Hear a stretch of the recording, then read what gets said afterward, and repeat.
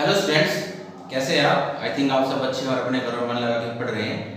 तो बच्चों, जो हमने लास्ट टाइम किया था वो किया था हमने अल्टरनेटिंग करंट। क्या किया था बच्चों? Alternating current. हमने बच्चों अल्टरनेटिंग करंट के बारे में पढ़ा था। क्लियर पॉइंट हमने पढ़ा था I = I naught sin omega t, I naught sin omega t। ऐसे ही हमने पढ़ा था E = E naught sin omega t, ये हमने पढ़ा था। Clear point. ऐसे ही हमने I = I not cos omega t and E = E not cos omega t हमने पढ़ा था। क्लियर पॉइंट बच्चों, ये हम सब कुछ पढ़ के आ चुके हैं।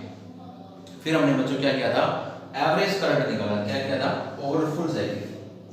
ये हमारी फुल साइकिल है, यहाँ प्लस ये माइनस, ये जीरो, ये टी, ये टी वाई। हमने जो एवरेज करंट लिया था, एवरेज करंट जो आया था हमारा average current over half cycle, यानी कि T by time to time के लिए 0.693 आई नोट आया था, प्लस हाफ साइकिल के लिए प्लस और माइनस हाफ साइकिल के लिए माइनस। तो जो नेट एवरेज करंट आया था over full cycle, net average current कितना आया था बच्चों? 0। Net average current over full cycle is 0। Clear point. फिर हमने क्या किया बच्चों? एक क्वेश्चन क्रिएट हुआ यहाँ से हमारा एक क्वेश्चन बन के आया सामने, क्या कि अगर एवरेज करंट 0 है, अगर एवरेज करंट 0 है तो साफ सी बात है जो हमारी रीडिंग्स आती है, यानी कि भारत सरकार को जब हम टैक्स देते हैं बिजली का, इलेक्ट्रिसिटी का, तो जो करंट को मेजरमेंट कैसे करता है, जो हमारा मीटर है, जो हमारा रीडिंग लेते हैं जिसके अंदर, वो मेजरमेंट कैसे करता है? देखिए बच्चों, वो किस बेस पे काम करता है? हीटिंग इफेक्ट ऑफ करंट पे। हीटिंग इफेक्ट ऑफ करंट, वो हीटिंग इफेक्ट ऑफ करंट पे काम करता है। H = I²RT। और उसके लिए जो फार्मूला आया था वो आया था I0/√2 = I/RMS। Root means square value of current, root means square value of current.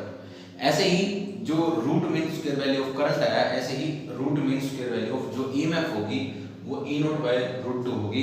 यानी कि अगर हम मैक्सिमम करंट या मैक्सिमम करंट या मैक्सिमम ईएमएफ देखें तो 311 वोल्ट के आसपास आती है, 311 वोल्ट। इसके बाद बच्चों हमने क्या किया था? हमने किया था एसी सर्किट। तो एसी सर्किट है वो प्योर रेजिस्टिव सर्किट है, AC circuit containing pure resistive circuit, यानी कि एसी सर्किट जिसके अंदर प्योर रेजिस्टिव सर्किट है। तो मैंने एक तरीका बताया था, हम करंट को लेके चलेंगे ईएमएफ निकाल लेंगे, या ईएमएफ को लेके चलेंगे करंट निकाल लेंगे। उसके बाद जो नेक्स्ट टॉपिक किया था हमने वो किया था प्योर इंडक्टिव सर्किट। क्या किया था बच्चों? Pure inductive circuit. हम वहां पे क्या लेके चले थे? हम वहां पे करंट को लेके चले और हमने ईएमएफ निकाल ली। Clear point. तो जो प्योर रेजिस्टिव सर्किट था उसके अंदर जो फेजर डायग्राम था बच्चों, जो फेजर डायग्राम था वो किस आया था? Straight line. कैसे? मतलब जिस डायरेक्शन में करंट था उसी डायरेक्शन में ईएमएफ थी। लेकिन इंडक्टर के केस में क्या था? जो ईएमएफ थी वो करंट से लीड कर रही थी 90 डिग्री। जो ईएमएफ थी वो करंट से 90 डिग्री लीड कर रही थी। लीड, बढ़त बोलते हैं। जैसे क्रिकेट का मैच होता है, टेस्ट मैच होता है, उसमें लीड मिलती है, एक टीम को लीड मिलती है। ऐसे ही हम करंट के लिए बोले तो करंट लेग्स, करंट पीछे था 90 डिग्री ईएमएफ से, करंट 90 डिग्री पीछे था। Clear point. आज हम कर रहे हैं बच्चों AC circuit containing pure capacitive circuit.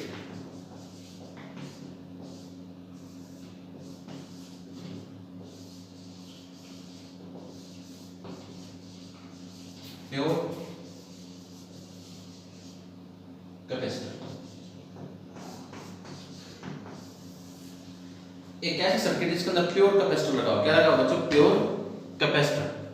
AC circuit containing pure capacitor circuit. देखिए यहां पे हमने क्या लगा दिया? एक कैपेसिटर लगा दिया,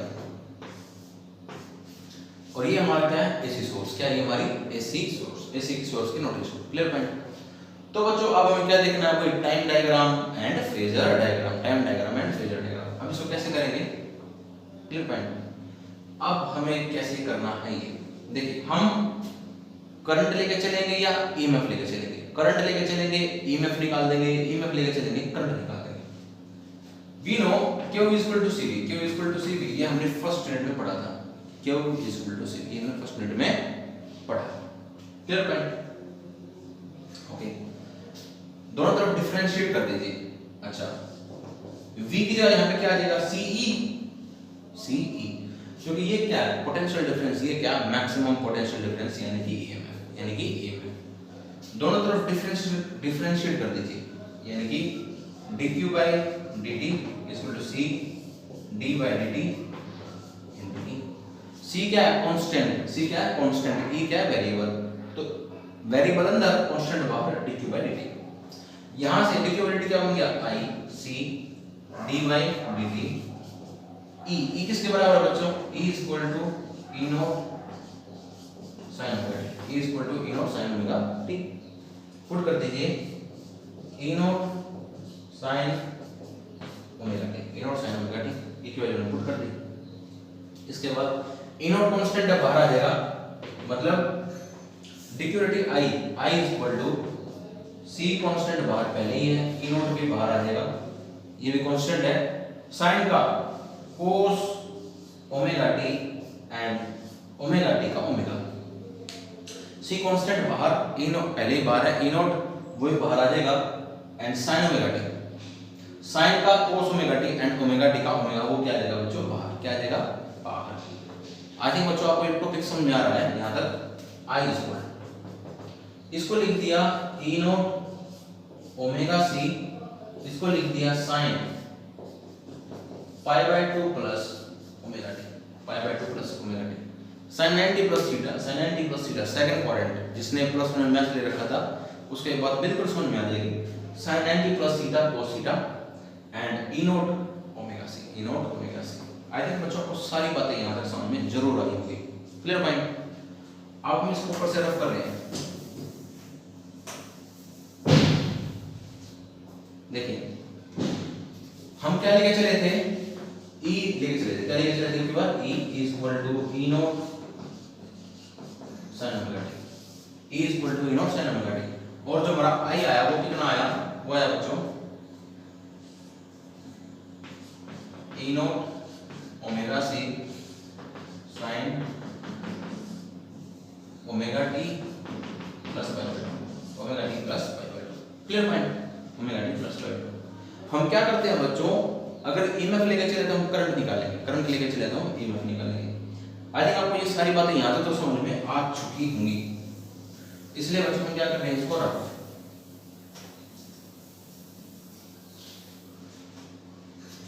जो हमारा रिजल्ट है बच्चों आपके सामने है, यानी कि हम आई ई लेके चले, हमने आई निकाल लिया। अगर हम आई के साथ कंपेयर करें, जैसे हमारी एक इक्वेशन है ई की, ईएमएफ की, ऐसे ही हमारे करंट की भी इक्वेशन होती है। आई इक्वल टू कितना हो गया? I naught sine omega T plus pi by 2। ये हमने किसकी इक्वेशन लिखी है बच्चों? कंपेयर करने के लिए आई की। Current at any time T and maximum current and sign omega T plus pi by 2। Clear point? देखिए ये अपनी जगह पे कंपेयर किया, ये अपनी जगह पे, बिल्कुल इनमें कोई दिक्कत नहीं है। तो दिक्कत कहां पे है? सिर्फ सिर्फ यानी कि I naught is equal to E naught omega C, E naught omega C. इसको उठा के नीचे ले आइए, E naught I naught by omega C, I naught by omega C, I naught by omega C. Clear point? देखिए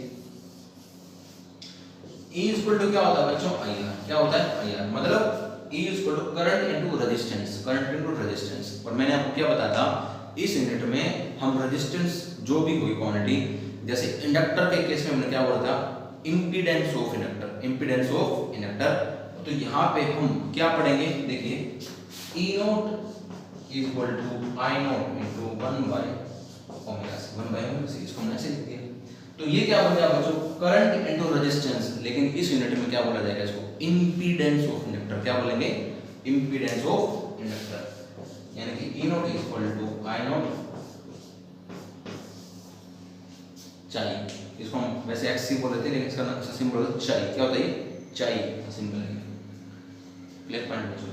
तो E not into XC हमने ये बोल दिया चाई से।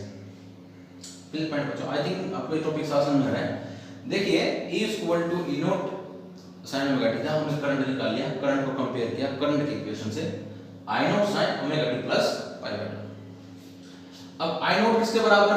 E naught omega C, E naught omega C. तो E naught omega सी को उठा के नीचे ले आए, तो E naught is equal to I naught into 1 by omega C. तो 1 बाय ओमेगा सी क्या पुट कर दिया? Impedance of capacitor, where XC क्या बचा यहाँ पे? क्या यहाँ पे? ये 1 by omega c, this is the impedance of capacitor, impedance of capacitor यानी कि कैपेसिटेंस की रेजिस्टेंस, कैपेसिटेंस की रेजिस्टेंस। क्लियर पॉइंट बच्चों? तो आई थिंक बच्चों ये टॉपिक आपको यहां तक जरूर समझ में आएगा। हम इसको फिर से एक बार देख लेते हैं। देखिए हम लेके चले बच्चों E is equal to E naught sine omega T. जो हमारा करंट आया हुआ है बच्चों I naught sine omega T plus pi बटा। जो EMF की इक्वेशन लेके चले वो ये लेके चले, और जो करंट की आई वो हमारी ये आई। यहाँ पे हमको एक वैल्यू मिली impedance of capacitor 1 by omega C, हमको ये सारी चीजें मिली। अब हमें बच्चों क्या बनाना है? Phasor diagram and time diagram. सबसे पहले बच्चों हम टाइम डायग्राम बना रहे हैं। टाइम डायग्राम इस तरफ हमारा क्या है बच्चों? टाइम t, इस तरफ क्या टाइम t। अगर हमारा, अगर देखिए इस केस में ध्यान से देखो, इसको ओमेगा टी और इसका ओमेगा टी प्लस 90, मतलब करंट लीड कर रहा है यहाँ पर, करंट लीड, करंट को बढ़त मिली है कितनी? 90 डिग्री, एंड ईएमएफ लैग्स, पीछे है 90 डिग्री। Clear point? यानी कि अगर हमारा करंट यहां से स्टार्ट होता है, अगर हमारा करंट यहां से स्टार्ट होता है तो ईएमएफ कहां स्टार्ट होगी बच्चों? यहां से। क्लियर पॉइंट बच्चों? देखिए ये हमारी किसकी है? ईएमएफ की। ये जो हमारी कर्व बनी है वो ईएमएफ की है, ईएमएफ की। देख ईएमएफ कहां से स्टार्ट हो रही है? 0 से, एंड करंट कहां से स्टार्ट हो रहा है बच्चों? 90 डिग्री से। कहां से? 90 से, मतलब 0 प्लस 90, 0 प्लस 90, यानी करंट को लीड मिल रही है 90 डिग्री, करंट को बढ़त मिले। अगर इसका फेजर डायग्राम बनाए, क्या बनाए बच्चों? Phasor diagram. देखिए ये हमारा क्या है बच्चों? करंट, और ये हमारी क्या हो जाएगी? ईएमएफ। क्या हो जाएगी? ईएमएफ, और करंट का नाम हो जाएगा बच्चों 90 डिग्री। देखिए ये हमारा क्या है बच्चों? फेजर डायग्राम, और ये हमारा क्या है बच्चों? Time diagram. क्या ये? Time diagram.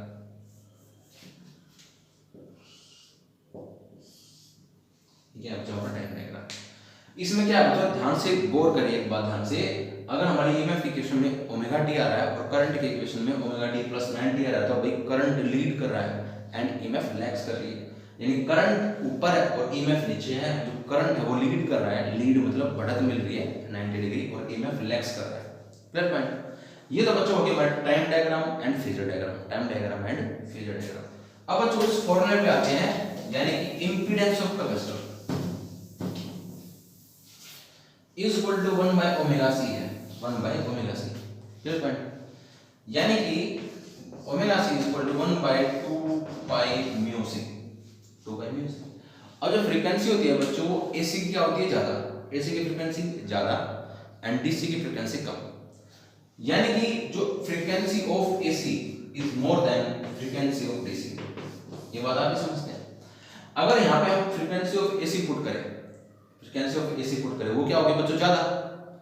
तो इसके लिए इंपीडेंस ऑफ कैपेसिटर क्या हो जाएगा? कम, यानी कि रेजिस्टेंस कम। यानी कि जो कैपेसिटर होता है वो क्या करता है? एसी को पास करता है, एसी को पास कर देगा।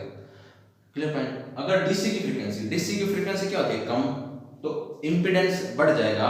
यानी कि जो कैपेसिटर होता है, जो प्योर कैपेसिटर सर्किट डीसी को ब्लॉक कर देता है, डीसी को पास नहीं होने देता, डीसी को पास नहीं होने देता। क्लियर पॉइंट बच्चों? आई थिंक आपको ये सारी बातें समझ में आ रही है, और हमारा जो कैमरा है वो अच्छे से काम कर रहा है।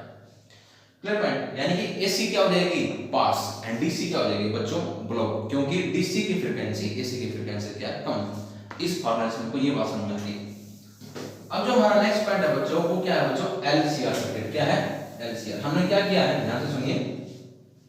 हमने प्योर रेजिस्टिव सर्किट पढ़ा, AC circuit containing pure resistor, AC circuit containing pure inductor, AC circuit containing pure capacitor. अब हम पढ़ रहे हैं बच्चों जो तीनों आ जाए एलसीआर। ये हमारा इंपॉर्टेंट टॉपिक है एलसीआर।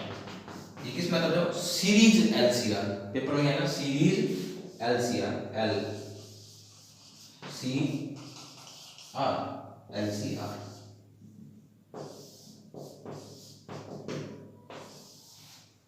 एलसीआर।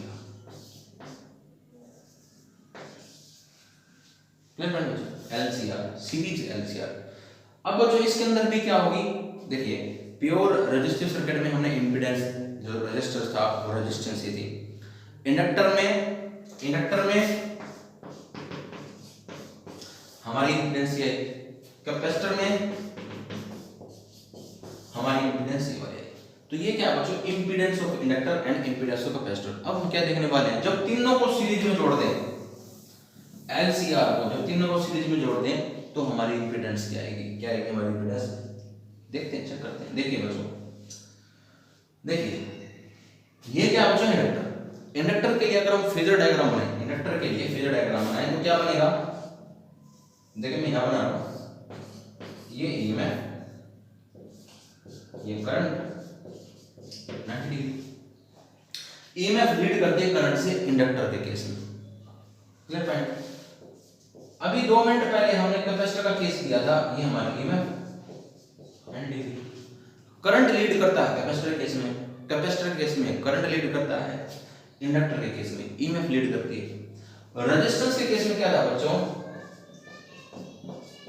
जिस डायरेक्शन में करंट था उसी डायरेक्शन में EMF थी, यानी कि फेजर, वहां पे कोई फेज डिफरेंस नहीं आया था, फेज डिफरेंस 0 था, यानी कि जिस डायरेक्शन में करंट था उसी डायरेक्शन में EMF थी, क्लियर पॉइंट। ये आपके सामने है। अब हमें क्या करना है बच्चों, फेजर डायग्राम देखना है LCR का, क्लियर पॉइंट। ये देखिए, पहले उठाकर हम L के लिए ले लेते हैं, यहाँ पे ये हमारा हो गया E, ये हमारा क्या हो गया I, ये किसके लिए हो गया, इंडक्टर के लिए। अब कैपेसिटर के लिए, कैपेसिटर के लिए तो हमारा डायग्राम ये वाला है, इसको उठाओ यहां लगा दो, I तो ऊपर है ही, तो E क्या हो जाएगा नीचे, मतलब ये किसके लिए हो जाएगा, इंडक्टर के लिए, और ये किसके लिए हो जाएगा, कैपेसिटर के लिए। किसके लिए, कैपेसिटर। देखिए इंडक्टर की EMF करंट से लीड करती है, ये ऊपर है, और कैपेसिटर की EMF करंट से लैग कर रही है, हमारी बातें सही है। और इस केस में बच्चों रजिस्टर के लिए, रजिस्टर के लिए क्या हो जाएगा, यहाँ पे क्या आ जाएगा ER, क्या आ जाएगा ER। रजिस्टर के लिए करंट सेम डायरेक्शन में, यानी कि जिस डायरेक्शन में करंट उस डायरेक्शन में मतलब कि EMF ऑफ रेजिस्टेंस, जिस डायरेक्शन में करंट उसके 90 degree lead, 90 degree, clear point. Inductor की EMF करंट से लीड कर रही है, कैपेसिटर की EMF करंट से लैग कर रही है, एंड EMF ऑफ रजिस्टर क्या होगी, करंट की डायरेक्शन में। ये हमने तीनों पढ़े, तीनों का कॉम्बो आ गया, ठीक है बच्चों, क्लियर पॉइंट। ओके, इतना हमने समझ लिया है और इतना हमको समझ में आ चुका है। अब बच्चों सिर्फ 2 केस बने, क्या बनेंगे, 2 केस। केस 1, पहला केस क्या है बच्चों, जब EMF of inductor is greater than EMF of capacitor हो जाएगा। जब EMF इंडक्टर की ज्यादा हो और कैपेसिटर की कम हो, इंडक्टर की ज्यादा, इंडक्टर कम, क्लियर पॉइंट। देखिए ये बड़ा ये छोटा, ये 10 ये 5, देखिए जैसे एक बॉक्स है, इस तरफ से कोई 5 की फोर्स लगा रहा है, इस तरफ से 10 की फोर्स लगा रहा है, इस तरफ से 5, इस तरफ 10 की, तो बॉक्स किस तरफ जाएगा, इस तरफ जाएगा, इस डायरेक्शन में, और कितनी फोर्स के साथ, 5 के साथ। क्यों, इस तरफ से 5, इस तरफ से 10, तो इस तरफ की जो फोर्स है वो 5 ज्यादा है। मतलब जब ये बड़ा ये छोटा, ये बड़ा तो ये छोटा, तो सोच के देखिए जो नेट निकल के आएगा किस तरफ निकल गया, अपवर्ड डायरेक्शन में, अपवर्ड डायरेक्शन में, अपवर्ड डायरेक्शन में, यानी कि EL माइनस EC, ये बड़ा ये छोटा, ये बड़ा, इसमें से ये सब्ट्रैक्ट हो जाएगा, अपवर्ड डायरेक्शन में निकला है, एंड इस तरफ क्या है बच्चों, ER, क्लियर पॉइंट। देखिए ध्यान से, ये बड़ा ये छोटा, तो इसमें से ये सब्ट्रैक्ट हो गया, ऊपर की तरफ कुछ ना कुछ रिजल्टेंट निकल के आएगा, समझ आ गया। और इस तरफ ER था, इस तरफ कोई गड़बड़ थी नहीं, तो ये क्या है बच्चों, 90 डिग्री, क्या ये 90 डिग्री, क्लियर पॉइंट। ओके, अब हमें क्या चाहिए बच्चों, अब हमें चाहिए रिजल्टेंट। क्या चाहिए, रिजल्टेंट। देखिए लाइक एज वेक्टर, हालांकि जो EMF होती है, देखिए like as voltage, potential difference, clear point. देखिए कोई वेक्टर क्वांटिटी तो नहीं है, पर लेकिन यहाँ पे ध्यान से देखिए, ये 2 वेक्टर, लाइक एज 2 वेक्टर है, और 2 वेक्टर का जो रिजल्टेंट होता है, 2 वेक्टर्स का जो रिजल्टेंट होता है, हमको वो निकालना है। तो यहाँ से क्या निकल जाएगा बच्चों, इनका रिजल्टेंट क्या निकल जाएगा, रिजल्टेंट, RES फॉर रिजल्टेंट, क्या निकल जाएगा बच्चों, रिजल्टेंट, EMF का रिजल्टेंट। ये दोनों क्या है, 90 डिग्री पे, अगर दोनों 90 डिग्री पे हैं तो दोनों का रिजल्टेंट कैसा आएगा, दो वेक्टर हो अगर वो परपेंडिकुलर हो, दो वेक्टर हो अगर वो परपेंडिकुलर हो तो उनका रिजल्टेंट कैसे निकालते हैं? रिजल्ट कैसे निकलेगा? This square plus this square, this square plus this square. अगर आपको ये देखना हो कि भाई इनका रिजल्टेंट कैसे निकलेगा तो आप उसको भी देख सकते हैं। कैसे? इनका रिजल्टेंट कैसे निकल के आएगा? बीच से, जैसे हमने पढ़ा है parallelogram law of vector addition, तो बीच से निकल जाता है। अगर हम एक परपेंडिकुलर यहां से ड्रॉ करें, एक परपेंडिकुलर यहां पे क्लियर है, तो ये क्या है बच्चों? EL minus EC, EL minus EC, ये EL माइनस EC है, ये क्या आ जाएगा? EL minus EC, EL minus EC, clear है, बिल्कुल सेम। और ये क्या है? ER। तो देखिए अगर हमें ये क्या है? परपेंडिकुलर, और ये क्या है? बेस। ये क्या बच्चों? बेस। ये क्या? परपेंडिकुलर। अब हमें हाइपोटेन्यूज चाहिए। अब हमें क्या चाहिए? हाइपोटेन्यूज। मतलब E resultant is equal to under the root perpendicular square plus base का स्क्वायर प्लस बेस का square, perpendicular square plus base का square, perpendicular square plus base का square. Clear point? I think बच्चों को topic समझ में आया होगा यहाँ तक। देखिए हमारे पास ये डायग्राम था तो हमने क्या किया है? पहला केस देखा EL ग्रेटर देन AC, यानी जब इंडक्टर की ईएमएफ कैपेसिटर की ईएमएफ से ज्यादा हो जाए तो EL माइनस EC लिख दिया और ER तो नीचे था ही। तो बच्चों हमने क्या निकाला? रिजल्टेंट। क्या निकाला? रिजल्टेंट। रिजल्टेंट कैसे निकलेगा? पाइथागोरस थ्योरम, पाइथागोरस थ्योरम के हिसाब से। Clear point? अब आगे देखिए, अच्छा देखिए V इक्वल टू क्या होता है बच्चों? IR। क्या होता है? IR। यहाँ पे V की जगह क्या यूज हो रहा है? यहाँ पे V की जगह EMF यूज हो रही है, तो E equal to IR, E equal to बच्चों IR। अगर हम EL लिखने लगे, EMF for inductor, EMF for inductor, तो फॉर्मूला क्या रहेगा बच्चों? Current into resistance, current into resistance.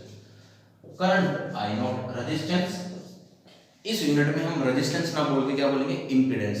तो current into impedance of inductor, impedance of inductor, impedance of inductor.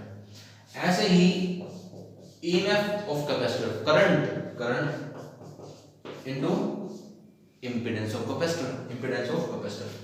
ऐसे ही R के लिए करंट इनटू यहां पे इंपीडेंस ऑफ रेजिस्टर, यानी कि रेजिस्टेंस ही बोल सकते हैं आप, इसको क्या बोलते हो? Resistance. EL current into impedance of inductor, current into impedance of capacitor, current into impedance of resistor. Clear point? यहां पे देखिए EL, EL कितना हो जाएगा? I नॉट XL, यानी कि चाहिए माइनस I नॉट XC का whole square plus I naught R का whole square, I naught R का होल स्क्वायर। क्लियर पॉइंट बच्चों? यहां तक आपको समझ में आ रहा है? ठीक हो गया? अब आगे देखिए, इस पूरी क्वांटिटी में से I नॉट कॉमन लीजिए। अगर हम I नॉट कॉमन लेंगे अंदर आ गया XL minus XC whole square plus I naught square R का square, I naught square R square. ध्यान से देखिए, हमने यहाँ से I नॉट कॉमन लिया, I नॉट अंदर ही है, अभी कुछ नहीं किया। अब ये स्क्वायर खोल दीजिए, इसका स्क्वायर अलग, इसका स्क्वायर अलग,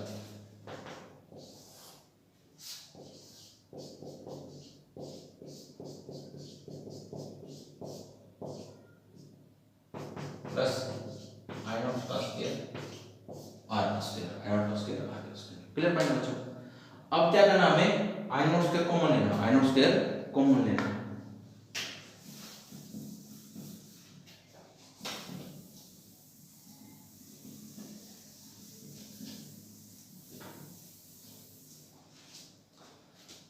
अब हमें क्या करना बच्चों? I नॉट स्क्वायर कॉमन लेना है। देखिए इस तरफ क्या था बच्चों? E resultant, E result, EMF of resultant. Okay, I not का स्क्वायर कॉमन, अंदर क्या बच गया? XL माइनस XC का होल स्क्वायर प्लस R का स्क्वायर। क्या हमने सही किया? क्या हमने बिल्कुल सही किया है? बिल्कुल सही किया हमने। Clear point? I naught square common ले लिया, तो अब इस स्क्वायर से रूट कट गया, इसके ऊपर स्क्वायर रूट रह ही जाएगा, इसका स्क्वायर रूट नहीं कटेगा।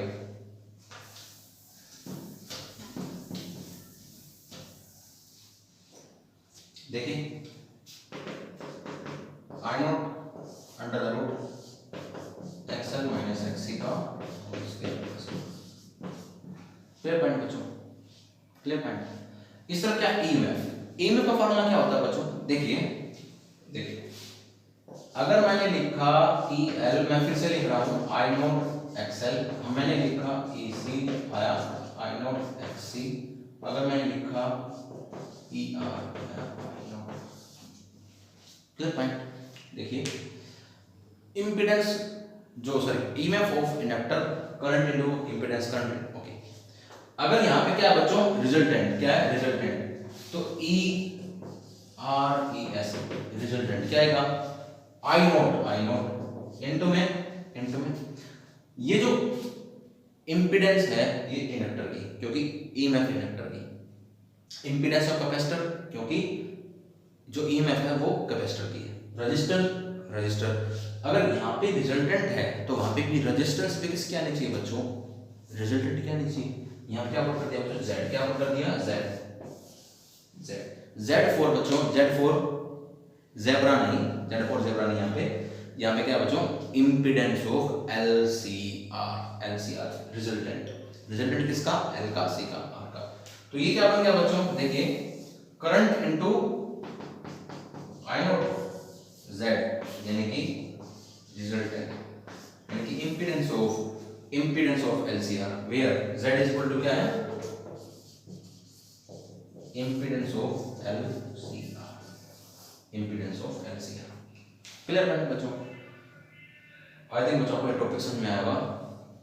देखिए बच्चों इसमें क्या करना है, तीनों कॉम्बो लेना है। एक बार हमें क्या करना है, L का डायग्राम देखा, फिर C का देखा और R का देखा, करने के बाद कॉम्बो किया, कॉम्बो करने के बाद हमारे सामने ये रिजल्ट आया है, E resultant is equal to I naught Z, यानी कि Z क्या है इसमें, एक्सएल माइनस एक्स का होल स्क्वायर प्लस आर का स्क्वायर का रूट, क्लियर है। ये हमारा हो गया, ठीक है बच्चों, LCR। अब आ गया बच्चों केस नंबर 2, क्या आ गया बच्चों, case number 2, impedance of LCR।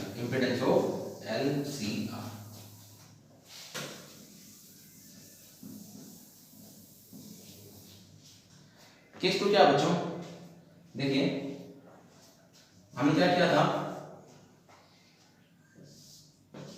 ये हमारा EL था, ये हमारा EC था, ये हमारा R था,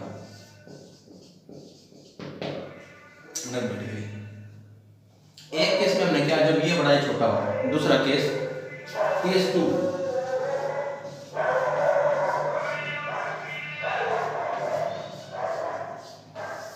EC greater than EL, EC greater than क्या हो जाए बच्चों, EL, यानी कि ये बड़ा है छोटा हो जाए तो डायग्राम क्या बनेगा, ये आई EC माइनस EL, ये हमारा क्या बन जाएगा बच्चों डायग्राम, ये बड़ा ये छोटा, ये बड़ा छोटा, इसमें से ये सबट्रैक्ट हो जाएगा। ये बात हम समझ चुके हैं, मैं आपको समझा भी चुका हूँ। नेक्स्ट पॉइंट, अब हम क्या करेंगे, ये हमारा रिजल्टेंट RES, एक परपेंडिकुलर यहां से ड्रॉ करेंगे, एक परपेंडिकुलर यहां से, ये हमारा क्या होगा ER, क्या बच्चों ER, जिस तरफ करंट उस तरफ रजिस्टर, मतलब कि ईएमएफ होती है रेजिस्टेंस की। अगर ये हमारा EC माइनस EL है तो ये हमारा क्या होगा बच्चों, EC माइनस EL, ये परपेंडिकुलर ये बेस या ये परपेंडिकुलर है बेस, ये हमारा क्या है रिजल्टेंट, क्या ये रिजल्टेंट। तो बच्चों जो ERES है वो क्या हो जाएगा, EC माइनस EL का होल स्क्वायर प्लस ER का स्क्वायर प्लस ER का स्क्वायर,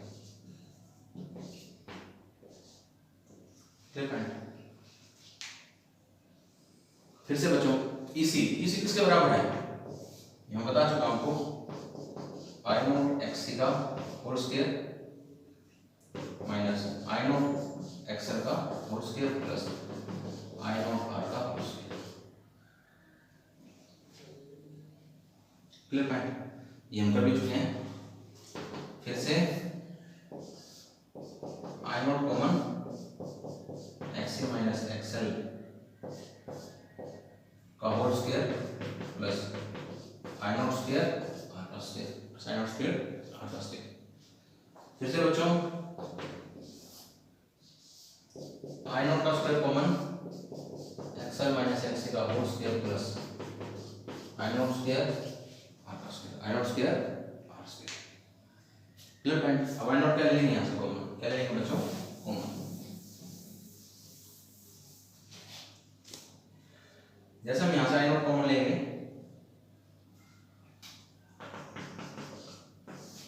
अंदर कितना बच गया एक्सएल माइनस एक्स का होल स्क्वायर प्लस आर का स्क्वायर प्लस ये बिल्कुल सेम नहीं आ गया बच्चों, जैसे हमारा पहले आया था बिल्कुल डिट्टो आ गया, ये बिल्कुल कोई भी चेंजमेंट नहीं है। क्योंकि देखिए ध्यान से समझिए, एक बात है कॉमन यहाँ, इसका माइनस कॉमन ले लो, माइनस कॉमन लोगे तो क्या हो जाएगा स्क्वायर, माइनस स्क्वायर उल्टा प्लस, फिर से माइनस कॉमन ले लो माइनस स्क्वायर प्लस, यानी कि जो केस पहले आया था वही केस वापसी आ गया, वही केस वापसी आ गया। यानी कि आई नॉट जेड, जेड क्या बच्चों एक्सएल माइनस एक्स का होल स्क्वायर प्लस आर का स्क्वायर, यानी कि impedance of LCR, impedance of LCR. Clear point बच्चों।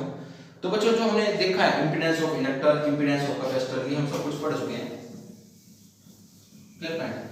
हम पढ़ लेते हैं बच्चों रेजोनेंस की कंडीशन। क्या पढ़ लेते हैं रेजोनेंस कंडीशन, क्या था बच्चों ये रेजोनेंस, हम क्या पढ़ने जा रहे हैं resonance condition. Resonance condition, resonance condition क्या है बच्चों, एक वो कंडीशन है जैसे जेड की वैल्यू कितनी आई है, या ये है एक्सएल माइनस एक्स का होल स्क्वायर प्लस आर का स्क्वायर। आज हम थोड़ा सा पढ़ लेते हैं इसके बारे में, रेजोनेंस कंडीशन फिर से भी पढ़ेंगे हम दोबारा। एक वो कंडीशन जहां पे impedance of inductor impedance of capacitor के बराबर हो जाए। Clear point. Impedance of inductor impedance of capacitor क्या हो जाए बराबर, उसको क्या बोलते हैं बच्चों रेजोनेंस कंडीशन। क्या बोलते हैं रेजोनेंस कंडीशन। देखिए इस केस में क्या हो जाएगा, अगर दोनों बराबर हैं तो ये पार्ट कितना होगा जीरो, ये पार्ट जीरो, यानी कि z इज इक्वल टू क्या बच गया आर का square, z is equal to are.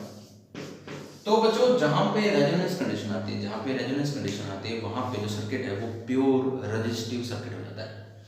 क्योंकि जो इंपीडेंस है ये किसकी है एलसीआर की, और ये किसकी है इंपीडेंस ऑफ रजिस्टर। तो जो इंपीडेंस ऑफ एलसीआर है वो इंपीडेंस ऑफ रजिस्टर के बराबर होगी। तो इसका मतलब क्या हुआ कि एक मतलब इस कंडीशन पे आके जो हमारा सर्किट होगा वो एलसीआर सर्किट ना रह के वो प्योर रेजिस्टिव हो जाएगा। क्या हो जाएगा प्योर रेजिस्टिव सर्किट बन जाएगा, प्योर रेजिस्टिव सर्किट बन जाएगा।